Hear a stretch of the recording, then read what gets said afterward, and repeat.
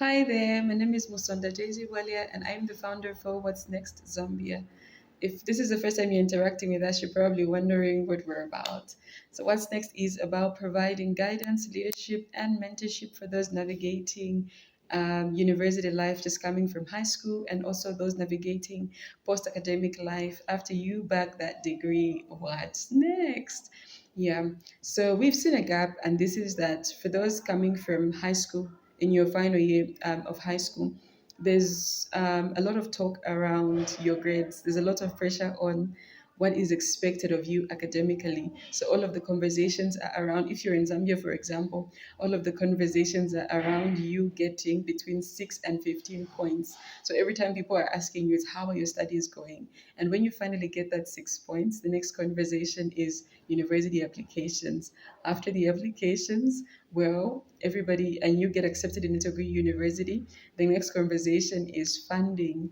How do we raise that money for you to be able to get into this university? And so, if the money is there, well and good. Let's now get you ready to go. If the money isn't there, can you get a student loan? What can we do? But there's little to no conversation around, are you actually mentally ready for this? Because university life, those years, quite sensitive for anybody. You're practically transitioning from your teen years and into your 20s. So there's a lot of identity crisis.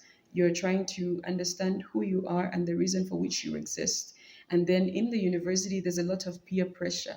So you find that a lot of young people who do not understand their purpose, who do not understand who exactly they are, it's so easy for them to stumble well into the wrong roommate, the wrong friend, and to just begin to compromise and to begin to settle for less. So we find a lot of vices. A lot of young girls find themselves with married men in relationships while they're in the university, just to be able to provide for themselves or just for the hype of it because everyone around them seems to be doing that.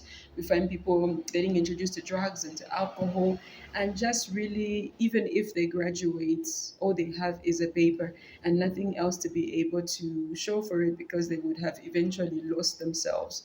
And so it ends up being a period that when you look back, it breaks your heart.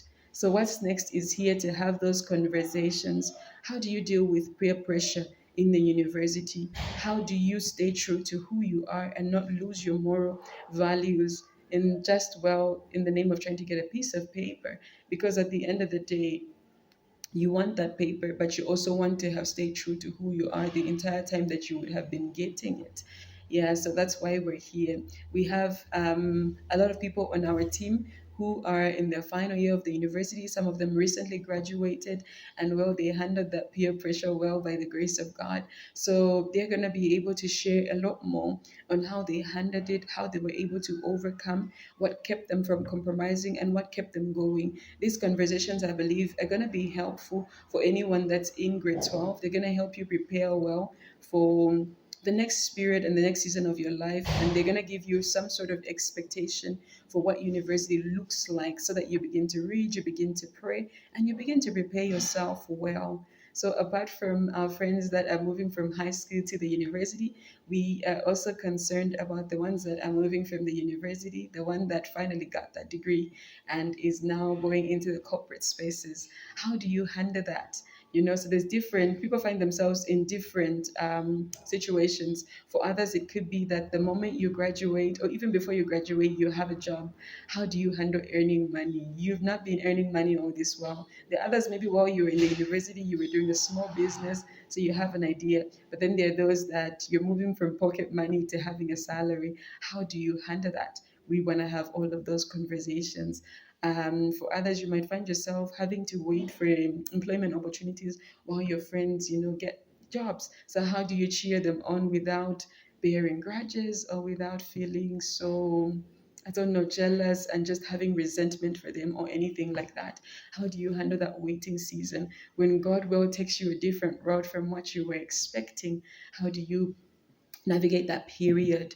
And so we want to have conversations around life after uni really and help you prepare well, because we find that after graduation there aren't really many conversations. Truly, I think the pressure that we get from our sponsors is make sure that you clear and you come back with that paper.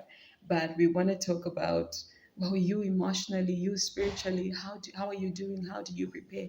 And that's what What's Next is about. And then what is the What's Next podcast?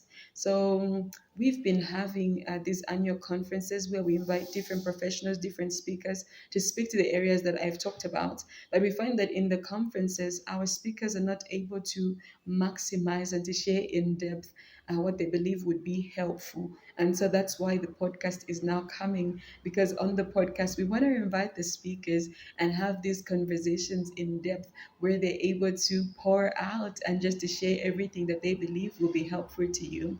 And so I'd encourage you to subscribe to our YouTube channel, like, and also share so that others who are in this period, just like you, who are transitioning, well, can find the help that they need.